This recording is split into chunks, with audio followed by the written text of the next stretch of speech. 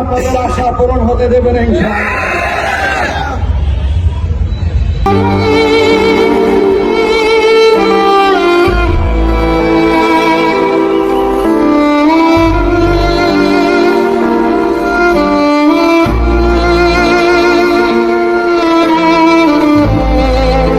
আপনারা জানেন যে বাংলাদেশের এক বড় আলেম মাওলানা মুফতি আমির হামজাকে বারবার ফোনে হুমকি দেওয়া হচ্ছিল।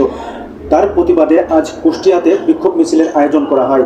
এই বিক্ষোভ মিছিল শেষে বাংলাদেশ জামায়াত ইসলামের জেলা আমির অধ্যাপক মাওলানা হাশেম স্যার যখন বক্তব্য দিতে যান, তখন তিনি স্ট্রোক করে মারা যান। সেই মহান রব্বুল আলমিনের কাছে আমরা দুই হাত তুলে ফরিয়াদ করি, হে আমার রব, হে আমার প্রতিপালক, তুমি মাওলানা হাশেম স্যারকে জান্নাত নসিব করে দিও, তুমি তাকে জান্নাতের মেহমান হিসেবে কবুল করে নিও।